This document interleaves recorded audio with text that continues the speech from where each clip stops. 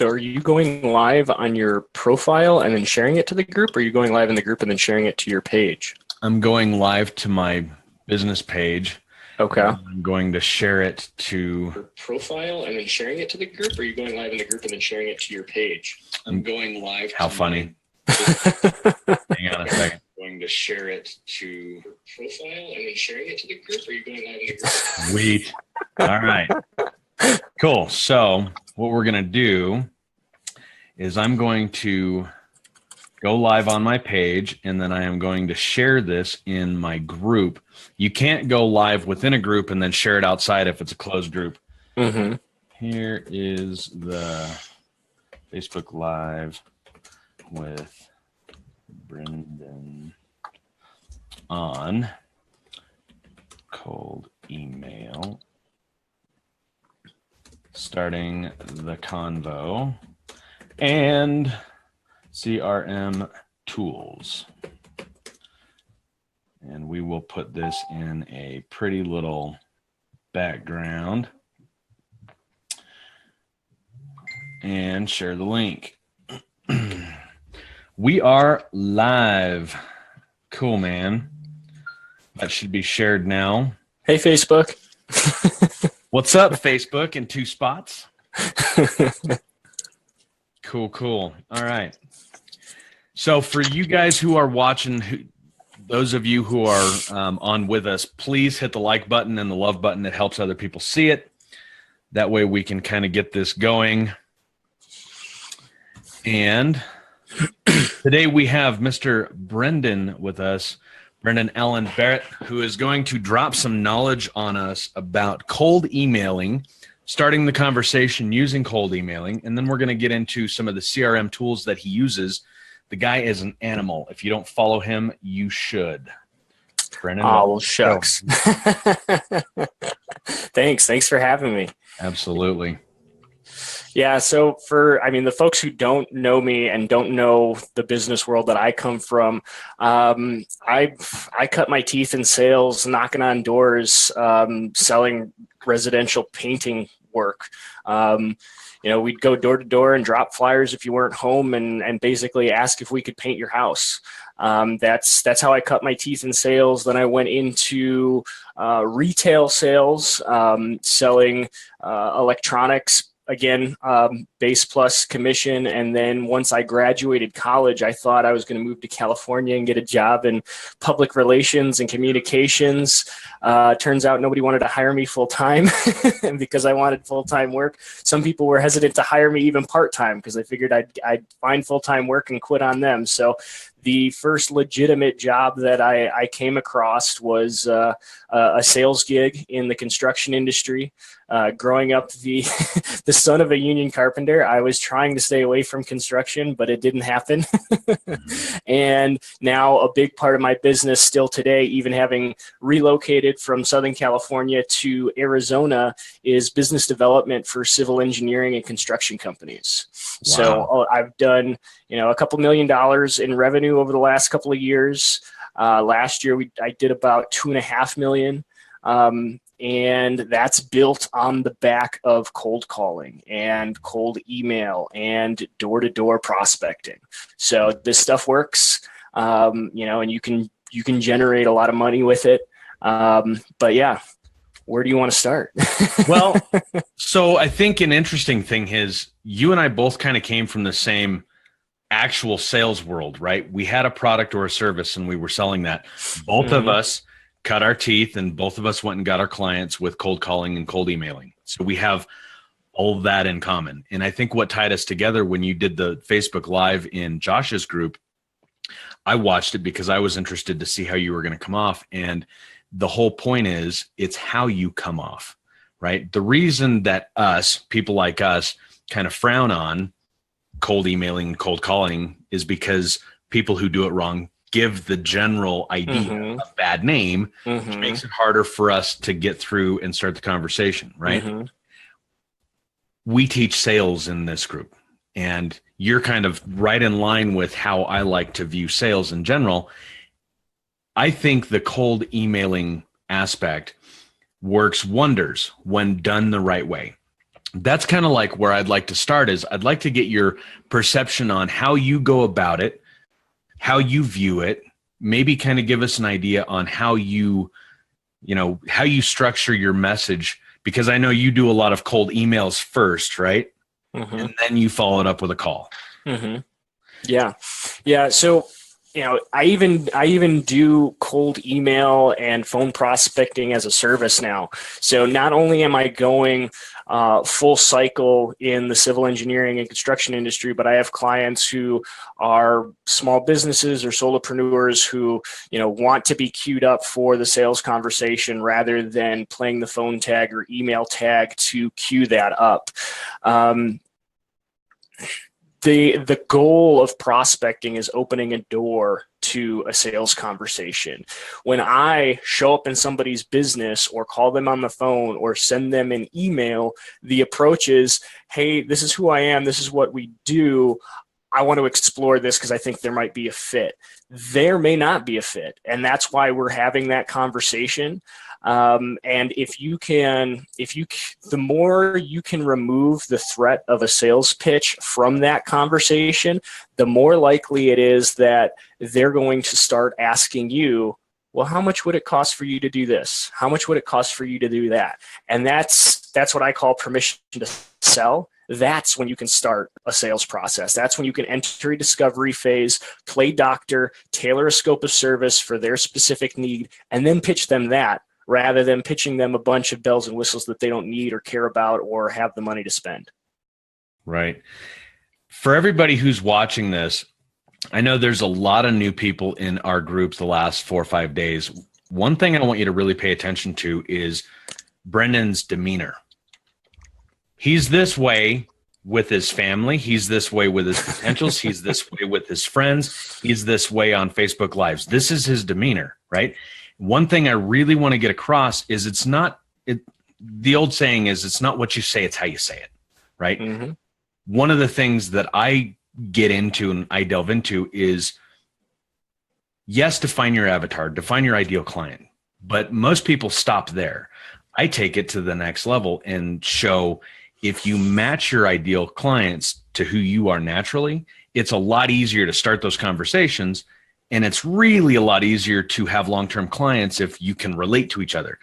You're laid back, you're calm, now you can get excited, but your natural demeanor comes off as, I'm very helpful. I'm here to be, right? A lot of people miss that aspect. You can walk into a conversation, and I'm not going to totally just hijack this, but I want to really point this out.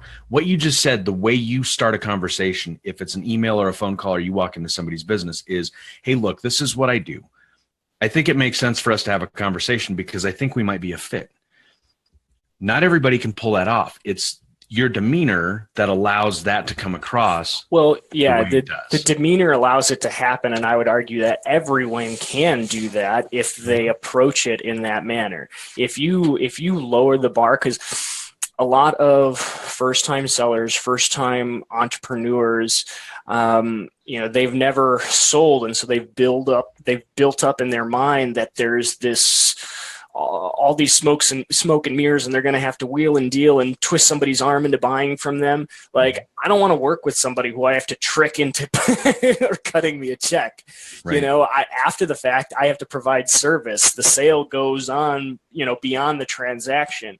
And that's probably something to be mindful of, because a lot of first-time entrepreneurs are service providers. They're not selling a product. They're providing their service. They don't have a ton of overhead, and so it's an easy segue into business. But with that, your service may differ from client to client, and there may be folks who you can't knock it out of the park for, and you should not work for, because again, you're not a perfect match. It can't be a win-win. Sales is not trickery. It's not bending somebody's arm or twisting somebody's arm into something that they don't need or want or absolutely have to have. It's more of a hunter's game and an educator's game. Go out and find the people, identify them, get them to raise their hand, and then play doctor and go down a buyer's journey with them and come out the other side holding their hand with something everybody's happy about. And if you approach it with that mindset and that philosophy, you can take a deep breath, you can chill the heck out. You don't have to be intimidated by the process, because at the end of the day, it's just two people having a conversation. There's no pressure. If it goes down the road of we can work together and you're going to spend money, you're going to be happy to give me your money because I'm going to knock it out of the park. And if we can't do business together, great. We both part ways as friends. We can shake hands and be okay. And maybe 2 weeks from now, 2 years from now, you're going to run into somebody who I can work with. And I call that tapping into people's social networks. That's a great way of broadening your pool of prospects and being able to market yourself more intelligently.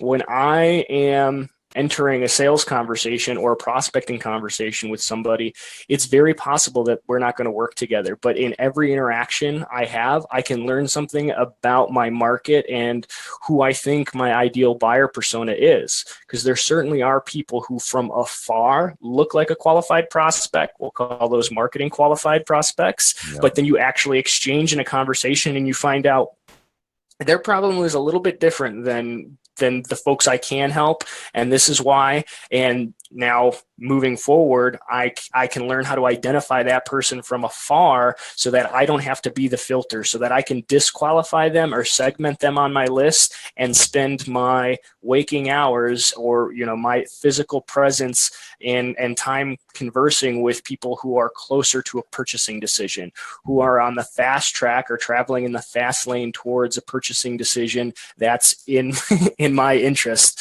Again, so with those exchanges, with those different conversations, you're doing market research as well. And it's probably some of the most cost-effective marketing research that you're ever going to find. Right. Being able to identify who and who is not the right fit, the quickest way that you can is the fastest way to make more money doing what we do, selling something outside of raising your prices and going after the next level of clientele.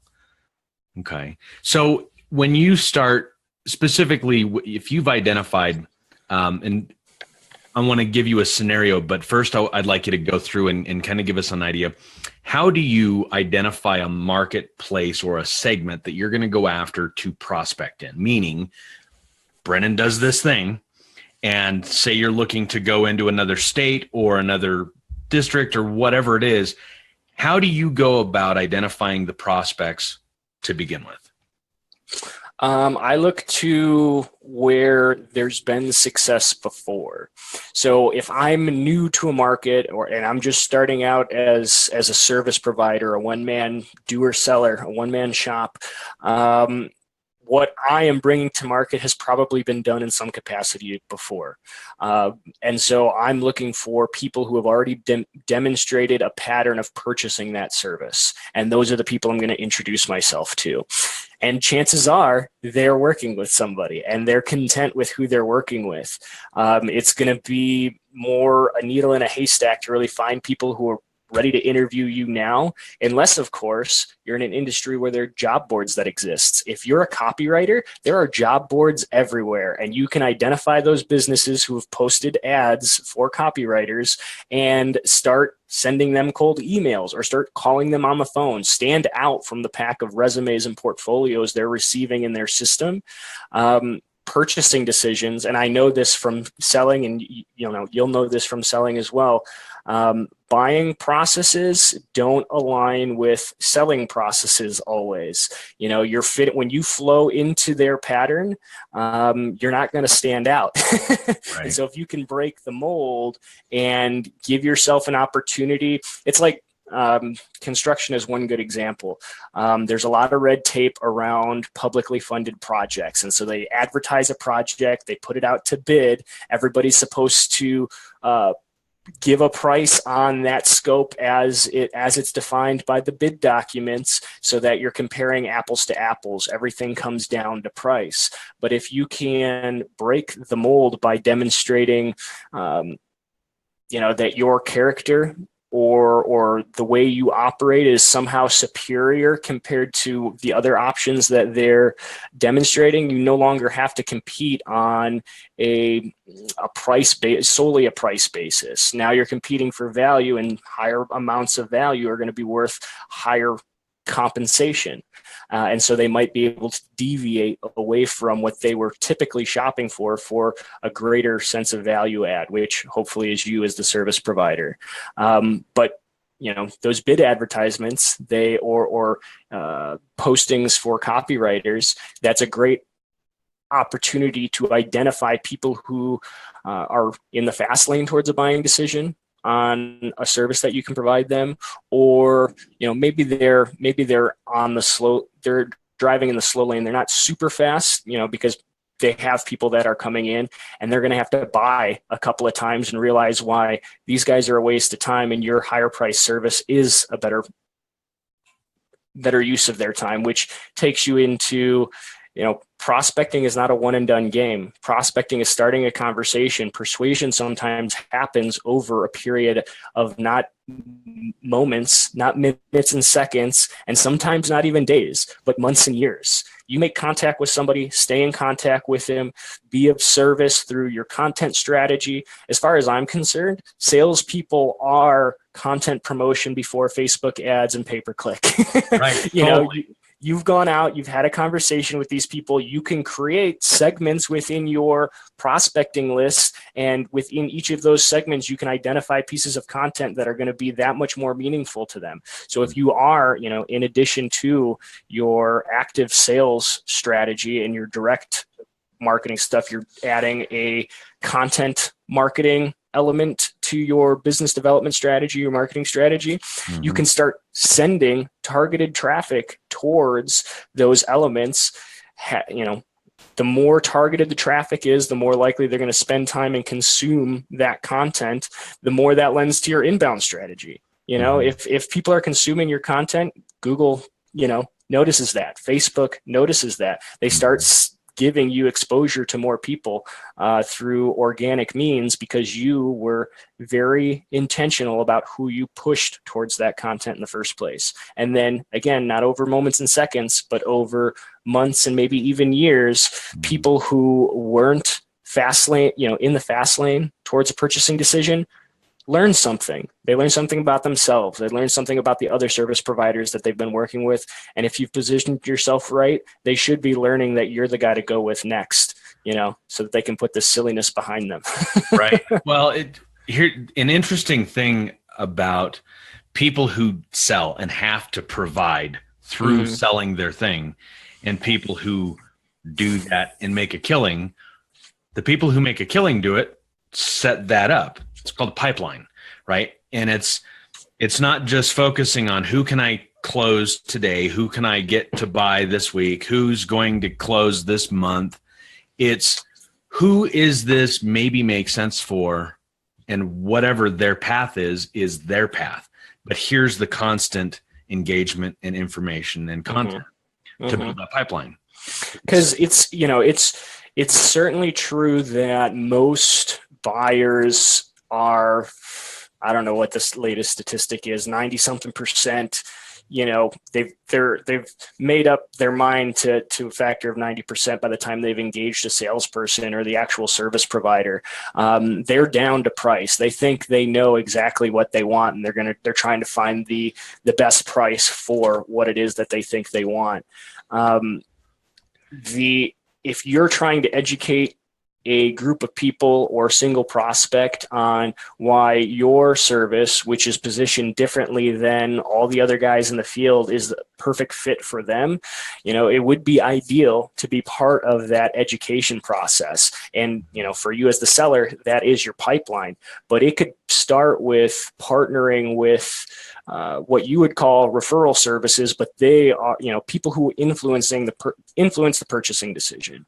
So if it's kind of that conversation of, are you selling vitamins or are you selling surgery? If you need surgery, it's very apparent and it's very urgent. You need it fixed now. You're shopping for surgeons, and surgeons ain't cheap. and you expect that. But if you've bought into a lifestyle of prevention and health, you might be more inclined to purchase supplements, but not just any supplements, because you're going to pick through and you're going to, purchase supplements that meet the values of your lifestyle, in the sea of supplements. And so as a marketer or as a seller, I'm going to want to partner with people who are influencing the purchasing decisions of people who are in the slow lane, who will eventually be in the fast lane, or who are on the sidewalk will be in the slow lane and then be in the fast lane towards a purchasing decision. Because once they're in the fast lane, they've really already made up their mind. Unless you were part of the conversation back when they were in the slow lane, you don't even have a chance anymore. So trying to focus only on those people who are qualified and ready to buy today, it's a blood sport. It's a tough game. Right. Well, one thing that you brought up is a lot of people don't think about as well. Who is it in your marketplace that you can't do business with, but who does business with clients that is the right fit for you? Yeah. In the real estate world, real estate agents, the title companies, or the mortgage brokers, or the home inspectors, or, and a lot of people think about that. Yeah, if you're selling payroll, you're meeting with CPAs who are working with people who haven't grown to a point of outsourcing their payroll yet. If you're in the specialty contracting business, like a lot of the stuff that I do, I'm partnering with consultants, civil engineers, structural engineers, geotechnical engineers who are being hired by the public agencies to tell them what to buy and what to advertise as a project. And my message, as opposed to, running up to the public entity and the city engineer or the state engineer and telling them buy, now my message is going through the person they're already paying for an objective opinion to tell them, go call Brendan, have him put it together. He knows better than us. Right. It means a little bit more. If your parents tell you to do something, it's hard for them to convince you of anything. But when it becomes your own idea, as you're a kid growing up, or it's your friends put that same idea into your head, like, let's go to college.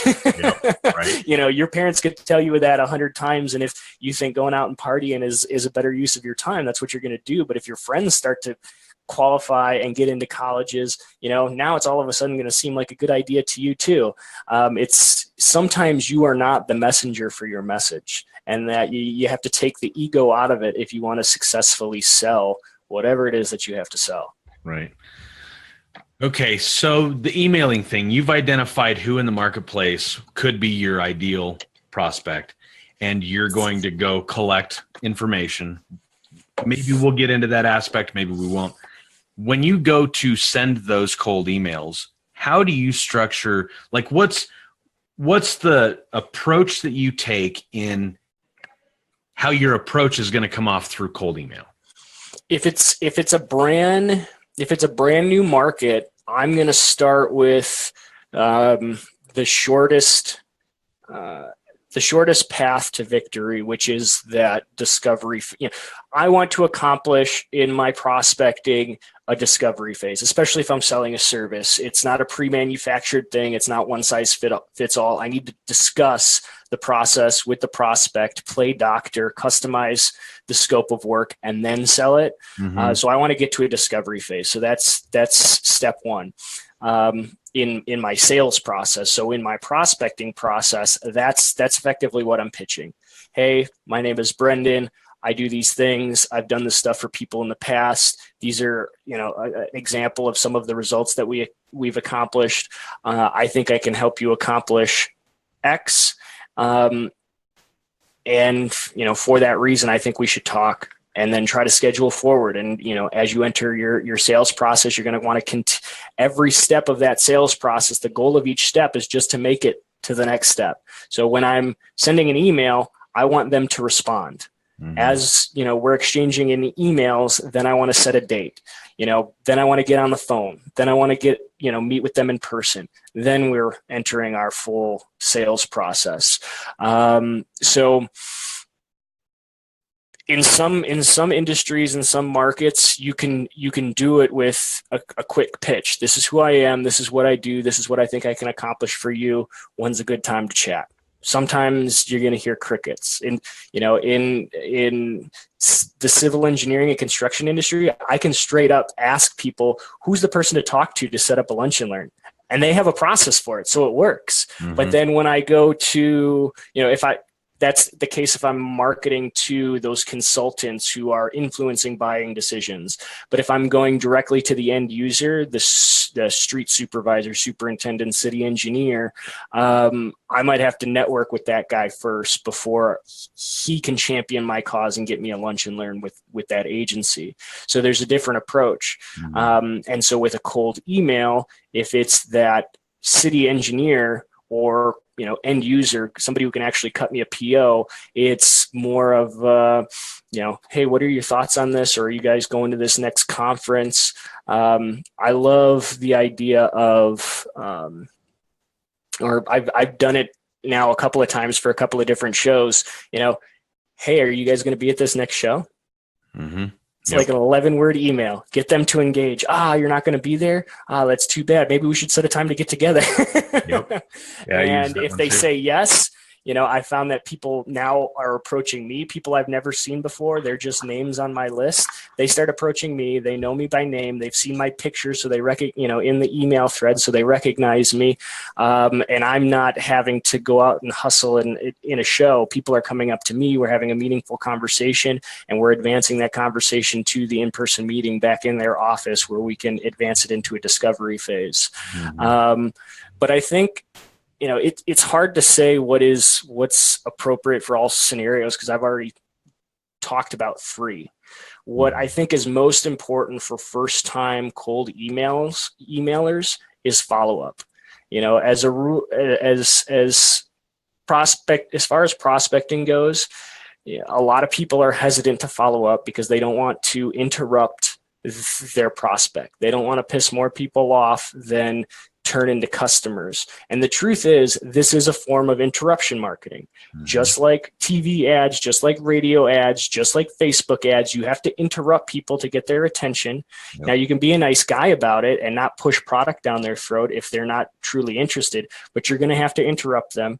And the truth is, there's a lot of people interrupting them. So unless you have a follow-up game plan, you're going to be washed out with all the other white noise because you are white noise. Yep. With a lot of my initial email campaigns, I have at least 4 follow-ups. So there's the initial pitch to a discovery phase or an intro call, the, hey, did you get my email? The 3, hey, I don't want to another week to go by without us connecting. I really think we could do this. And then 4 is the breakup email. Hey, I hate to be a pest, but I want to be thorough in following up with you. If you're not the right person to talk to at your organization about this, is there somebody else that you suggest I connect with? Mm. So many people respond to that. It's awesome. And then within 2-3 emails to the next guy, you're in an in-person meeting because you found out who to actually connect with. Mm-hmm. So the lesson there is people aren't ignoring you because they don't care. People aren't responding to your message because they're busy. They've got a lot of other things coming at them, and they may not be the person you're supposed to talk with. So by simply asking who's appropriate for you to talk to, again, you can quit barking up the wrong tree, change your aim, and find success a lot more quickly. Yep. Andrew asked a question, what do you do if they start asking prices right away before you have a chance to fully assess their needs? I would say that, we provide a service, and the service we provide to each client is dictated based on their needs. Mm-hmm. What I'm trying to do here is not sell you something. I'm trying to play doctor so that I can give you a price that's meaningful, because I could quote you, anything, and it could be high or low. It's really meaningless until we know what you want to accomplish. Based on that, I'll give you a scope of service and the price required to execute it. Right. I used to, when I get that question, like on the phone, okay, fine. How much is it? How much is the red car? Right. Almost everybody would do that. And the guys that would go, what do you mean? Well, It's a 20-year-old Ford Festiva or whatever, or a brand new Porsche 911. How much is the red car? Mm-hmm. Oh, okay, right. I've got the kind of demeanor that I can pull something like that off. Not everybody can.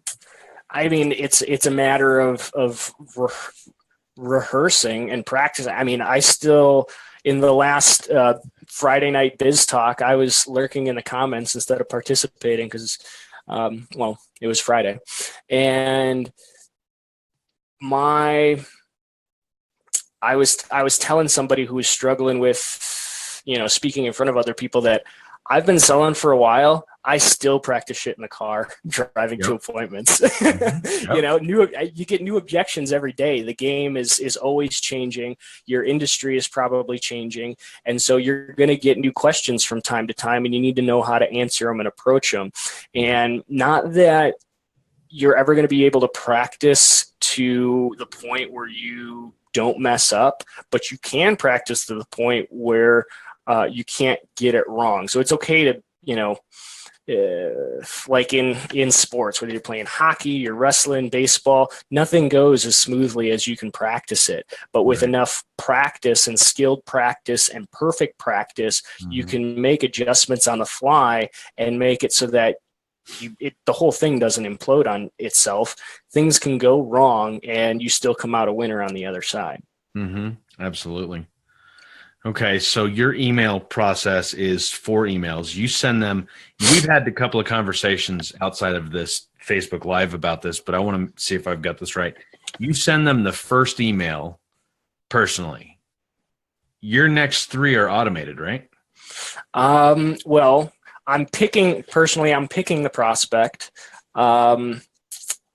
There's different ways that you can automate it. So depending on where you are in your journey, you might want to use something very simple like Boomerang. So I'm writing a customized email. I send it. I'm going to anticipate that they're not going to respond. Mm-hmm. So I instantly write email 2, which is, hey, did you get my email from a couple of days ago or a week ago or whatever it was? I'd still love to chat. And so you can automatic in Boomerang, which is an extension through Gmail, and I'm sure it's available in other formats too, or an extension through Chrome that you can use with Gmail, excuse me. You can, as soon as I write that email, instead of having to think about it and plan to come back to rewrite an email to follow up, I automatically write the email right then and there and set it to go out at whatever my cadence is if they don't respond. If they respond, then that message never goes out and we just engage in a conversation. What I'm using today, and there's a couple of different tools that you can use, but what I'm using right now for a 4-stage sequence is QuickMail. So quickmail.io, it's a subscription service. So for $50 a month, you can send out 200 emails a day, and basically it's going to run through that 4-step sequence using the templated pattern that you create in it, just like you would in a MailChimp or an Aweber or Constant Contact. So it's going to fill in the prospect's name, the company name, where you tell it to. I even do custom first line and custom subject lines, so that it connects with the prospect so that they open and try to engage in the message, but 2, so that Gmail doesn't flag me as a spammer for sending out 200 of the exact same email every day. So I'm using QuickMail to do that. It sends out the first 4 emails, or, in some of my sequences, I have 6 emails. I've talked to guys who have a 12-stage cadence. I don't know how they come up with 12 stages, but, I've been surprised before. As soon as they respond, whatever's left in that 4 to 6 email sequence doesn't get executed. Now we're exchanging in a dialogue. Now I'm writing actual emails to the people who are responding to the campaign and taking it to the next step. To keep that organized, I'm using Streak CRM. So as they respond, then they go into Streak CRM, which is again another tool that works over or is a Chrome extension that works over Gmail. And now I create a pipeline. I define the stages of my prospecting. Okay, they've responded, they've entered the pipeline. Now I've sent this email, and I've sent they responded with whatever their response was. And from that response, I might have 2 different segments that they could go into. And so they're advancing through the phases. This might be setting me up to a discovery phase from which I can sell, or maybe it takes them into the discovery phase and beyond. And all along the process, as I come up with ideas for new content or new articles come out or whatever it is, I've already got segmented email lists that I can go back to and drip content as it's appropriate. So, when this video comes out, I'll have a segment or 2 that I can send it to. Yeah. When my new video series comes out, I have segments that I can send it to. As specific videos come out, there might be targeted groups who would find that more interesting than others. So instead of blasting it out to my entire drip list in MailChimp, I'm sending it through QuickMail, and I'm asking them if they'd like me to send them a link so that they engage with it, rather than it making it look like I'm just spamming out links to everybody through some software. Okay, so you've identified a market that you're going to email to. You set up your process to then be able to send out the emails. You begin that process. You said a minute ago you send about 200 emails a day. Is that that's the QuickMail limit, and okay. I think that's predicated by Gmail's limit, which might be like 500 if you're going directly through them, but 200 might be the limit because you're using a third-party software to send the emails through Gmail. So that limits it. If it's a brand new email address, I'm probably not sending more than or adding 20 new contacts to the sequence every day. So if on Monday I send it out to 20 prospects, on Tuesday, 20 new prospects, on Wednesday, the follow-up from everybody who entered on Monday goes out. So now we had 20 emails. Now we're already up to 40 emails, 20 emails, 60 emails. And those all contribute to your limit of 200. So I'm not sending out 200 in a day, but if you're someone like Neil Patel, who's been doing stuff like this for years, you could probably send out 200 emails a day. Right. Okay. I'm trying to get a handle on your process. So you're sending out emails to identified markets every day. And I would imagine you've got more than one market that you're sending that out to. How long roughly does it take you to manage this daily? Like once your process is set up, how long does it take you to manage this every day? It depends how many phases there are in the pipeline leading up to a sales conversation or a networking conversation. So because sometimes I'm marketing directly to end user, and sometimes I'm marketing to referral partners or strategic industry partners. I've got a campaign now that is only 2 steps, and then there's parts of it, the rest of it I have to actively be a part of because people are responding usually within 2 messages. Yep. And so that's to typically ghostwriters, people who are writing blog content in the voice and under the name of somebody else, copywriters. And so I'm going out and I'm emailing them, hey, do you provide this service? Do you provide ghostwriting? They say yes or no, and then we're into it.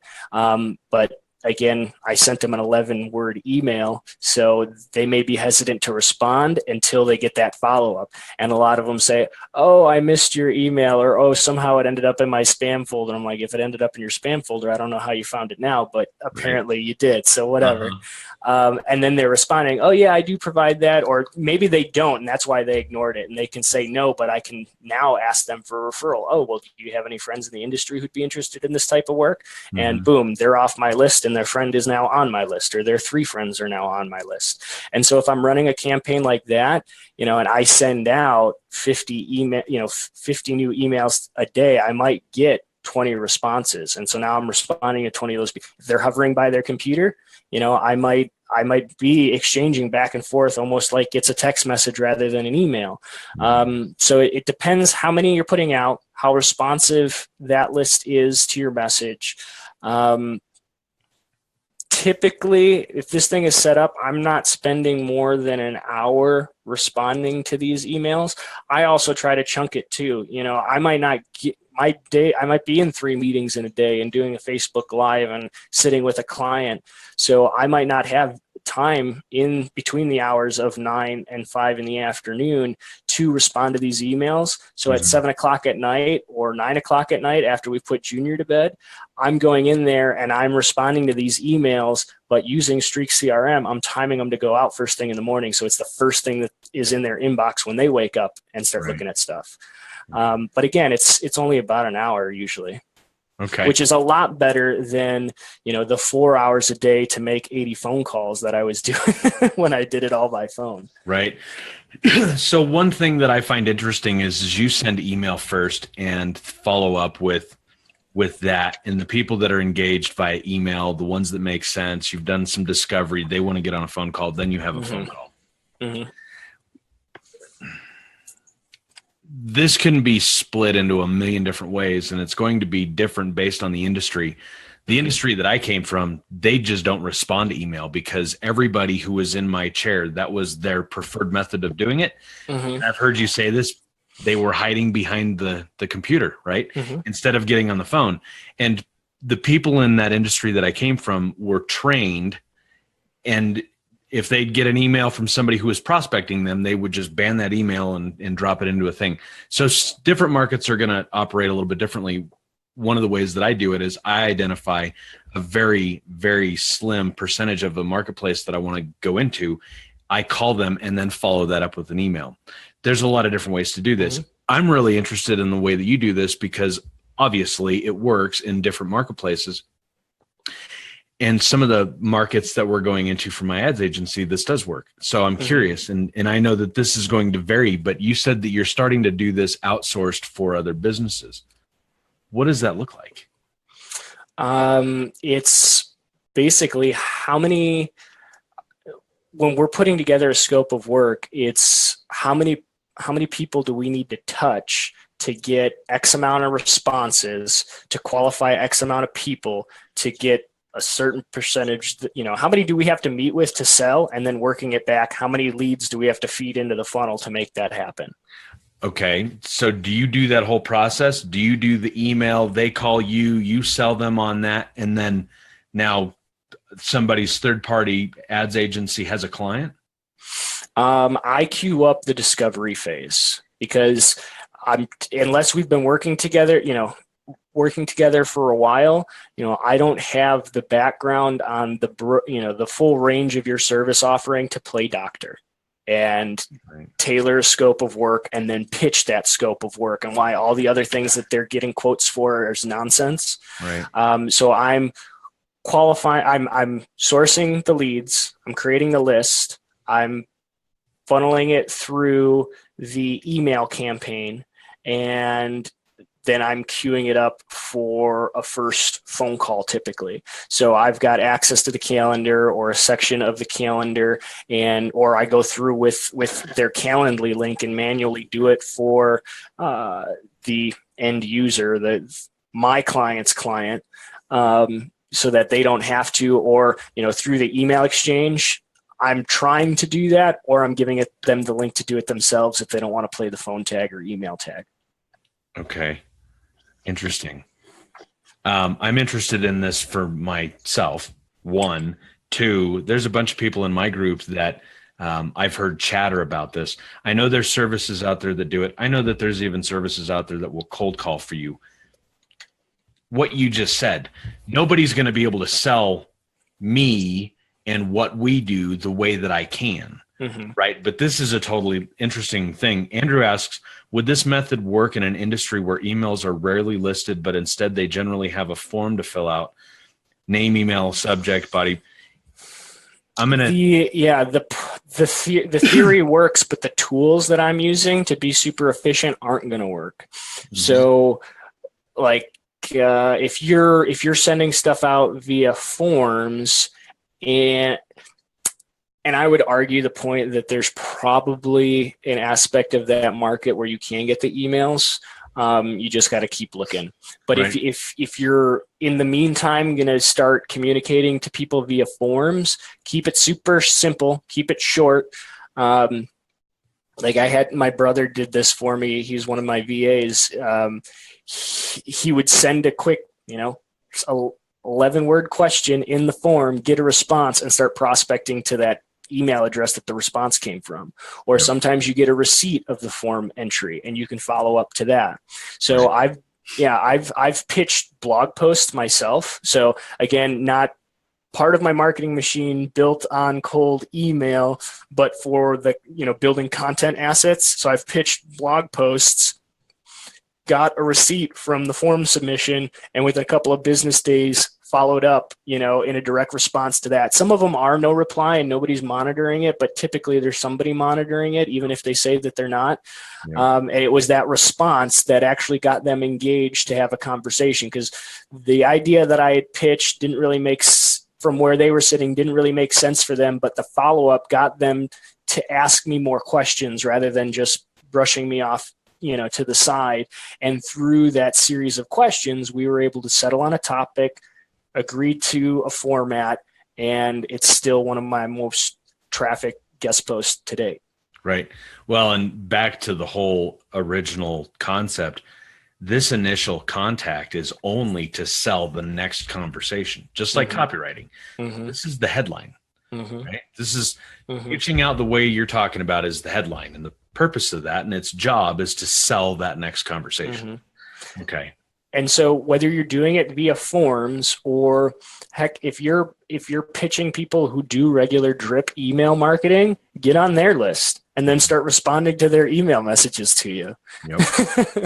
Yep. But continue to follow up. You might have to respond to, they send you out their weekly newsletter. You respond to that. You don't hear, and as soon as you respond, you use Boomerang to set your follow-up, so you don't have to think about it for 2 weeks. And then you set a calendar invite to see that if nobody responded to the Boomerang message that you follow up again, follow up 2, 3, 4 times. Think of a creative way to engage them, create a sense of urgency for at least them to give you some feedback as to why they don't want to advance the conversation. Because in the prospecting game, your goal is not just to set meetings and enter discovery phases, but to learn why you shouldn't be targeting some of those people anymore. And you should focus your efforts on more qualified prospects. Yep, absolutely. I'm really having a hard time keeping myself from going into the conversation about your offering that as a service, but I want to make sure that we get stuff covered. How are you on time today? I've got you, and then I've got some emails that I need to respond to, and then I have a 4:30 my time call with a prospective client in Australia. Okay, let's do this then. We'll carry that conversation offline, and if anybody's interested in that, don't reach out to Brendan. We will get some information and we will figure out the path that he wants you to follow to do that. That way we're not blowing up his day every day. Okay, so bear with us. We'll get that information. We'll put it in the group. We'll have a way for you to contact Brendan about that. CRM management. You've talked about Streak. I know you and I have talked about a couple of different ones. Why is it right now that you're using Streak, and do you love it? Because it's stupid simple. It really is really easy. I mean, when you're starting out, or because like I have clients that want me to update their CRMs, but I'm not prospecting through their CRMs because, in prospecting or in any type of marketing, it's a numbers game. You just come at it with a more and more educated approach to improve those numbers, but it's still a numbers game. So the more activity I put out, the more I'm going to learn, and the more favorable results I'm going to get from every bit of education that I gain. Streak works right in my inbox.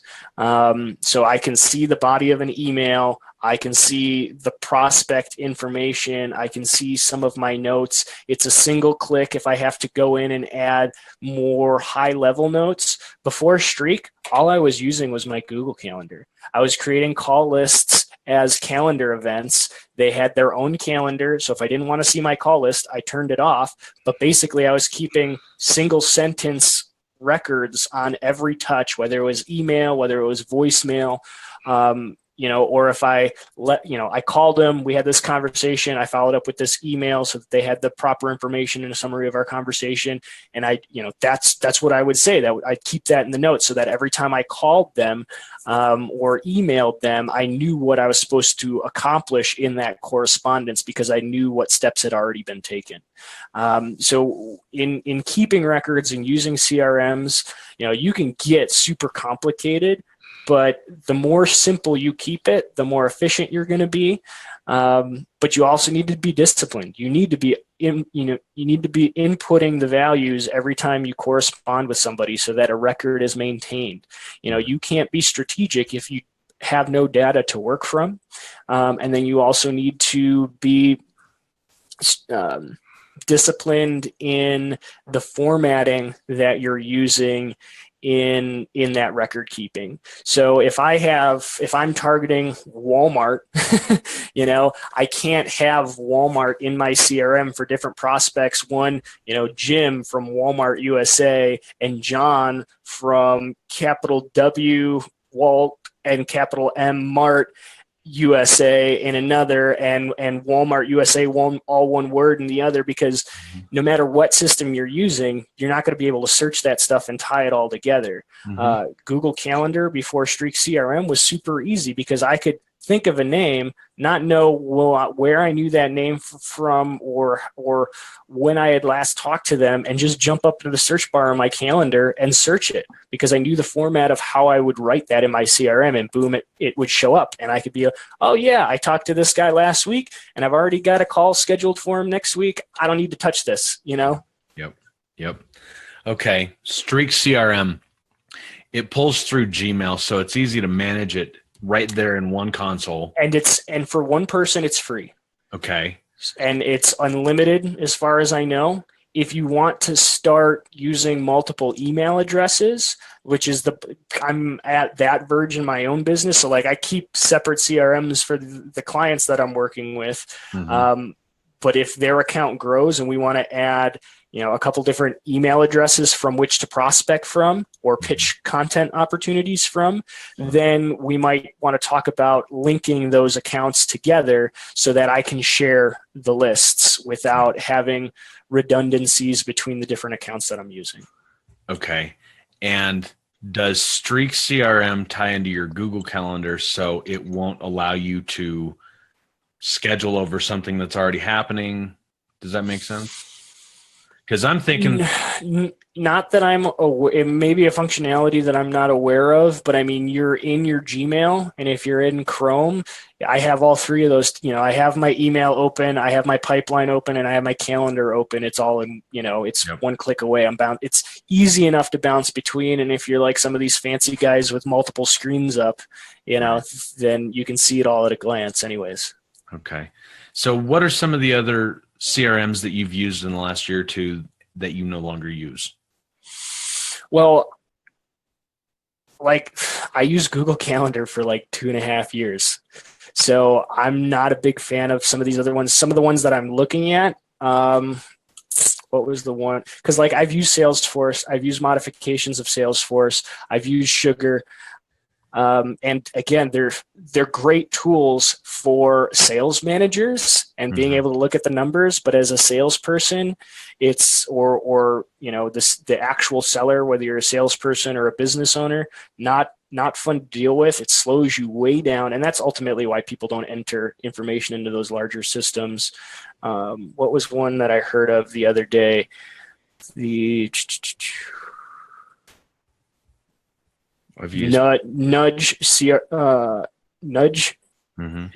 CRM, or no, One Page CRM. One Page. Yeah, I think these guys are from Ireland. So maybe I have some affinity for them in that respect too. That's where my family's from. But their concept was that it's all in one page, all in one glance, and you don't drop, or you can't save information without deciding what the next step is, which was ultimately my methodology for using Google Calendar. Was it was quick in one glance. I would keep the record, and these were all day events kind of as tasks. So they showed up at the very top of every day.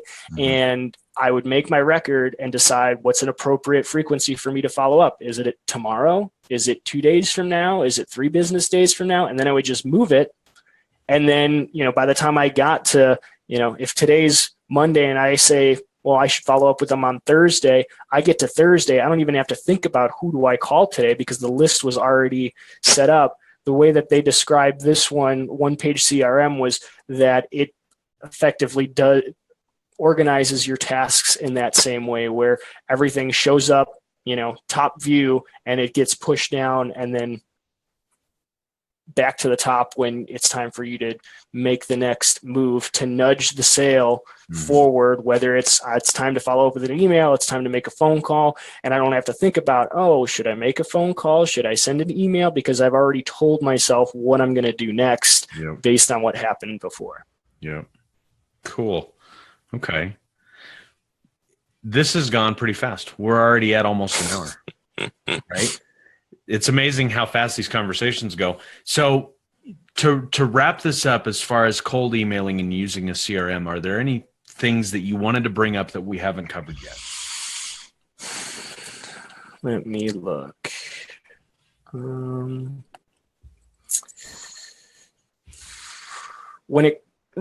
things that people should remember in any type of prospecting is that your goal is not to sell. It's to qualify. It's to open the door to a potential sales conversation. But even when you're in prospecting, you're only, further qualifying marketing qualified leads. You may end up in a discovery phase and disqualify the prospect. And that can be okay. You shouldn't be working with everybody because you can't realistically meet the needs of everybody. It's your job to find an ideal match, a win-win scenario for everyone, to get your messages opened and to get people's attention. Get personal, make it about them, whether it's customized headline or subject lines, first lines. Flattery goes a long way. Even if people know that you're buttering them up, it works. Right. Landon is a great example of this.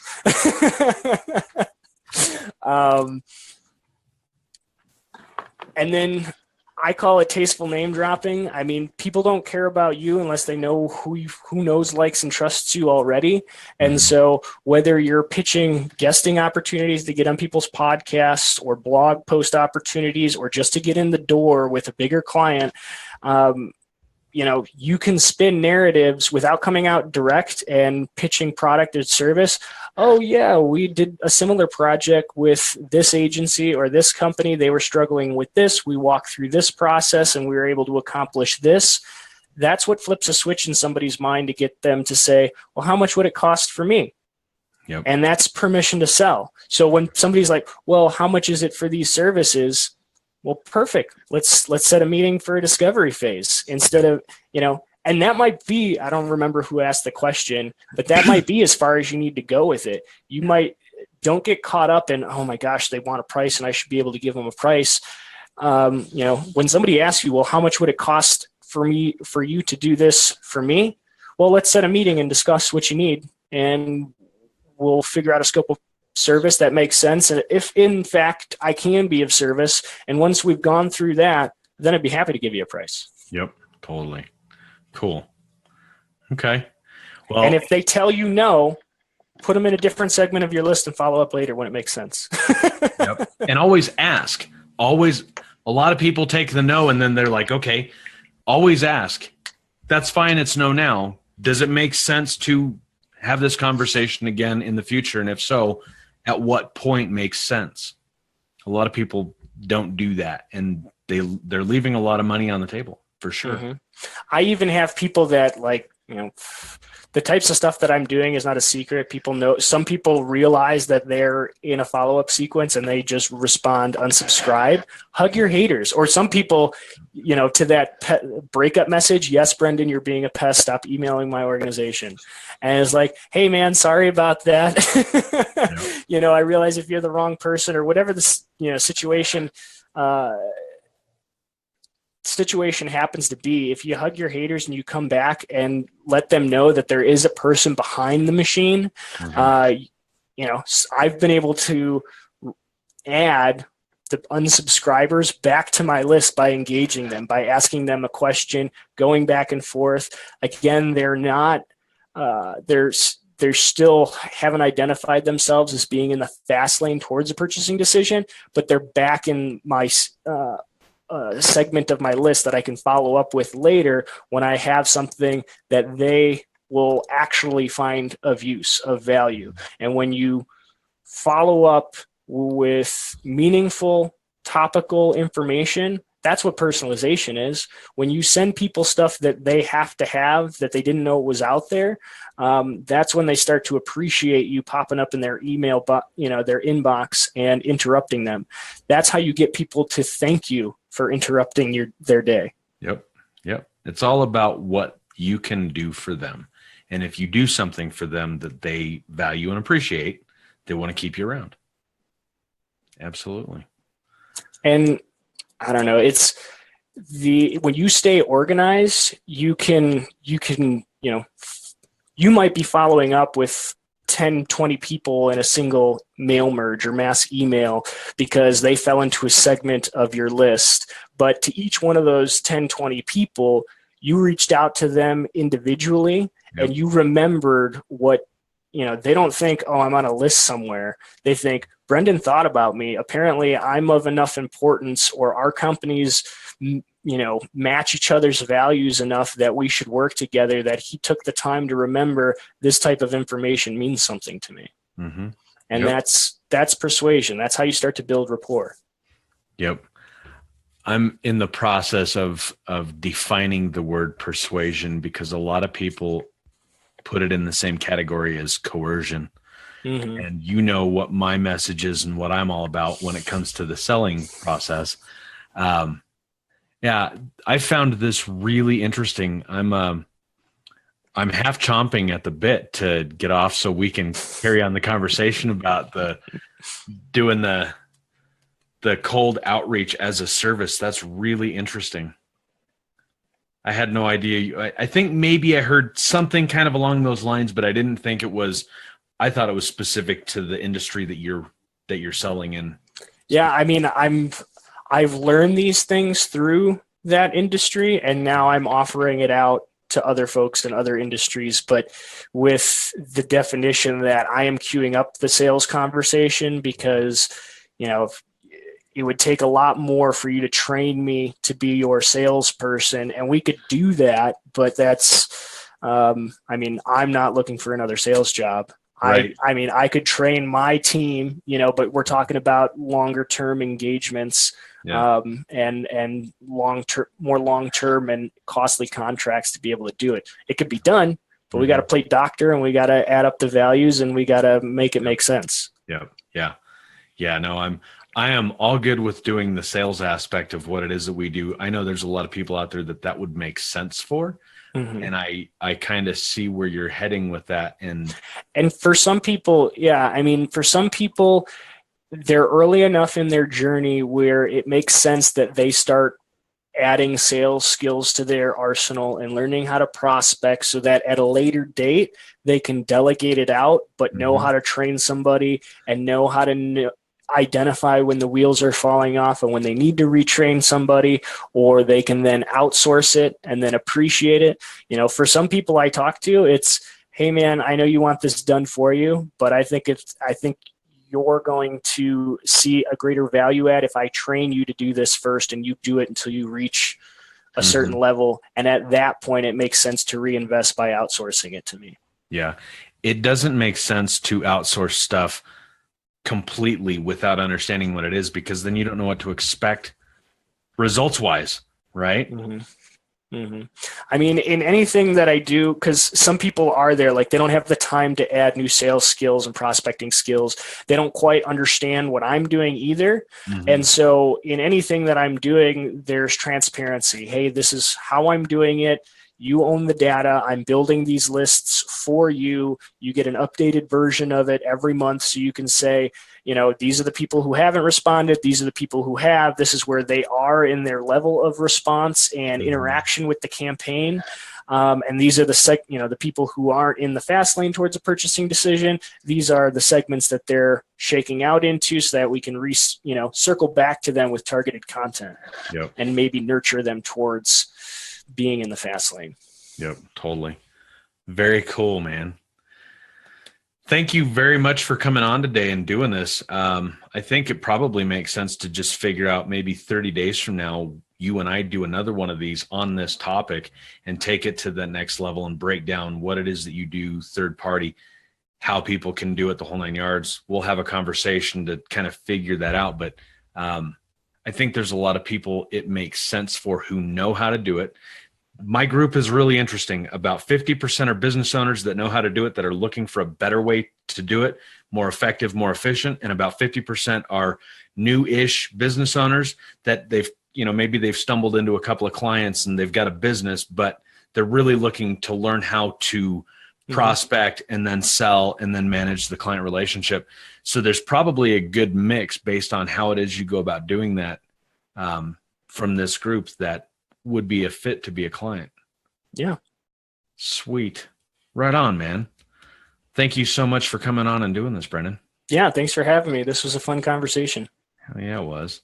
Cool. Well, for those of you who watch this after the live and you've got questions, post them in the comments on this thread and tag Brendan or myself. He's in our group.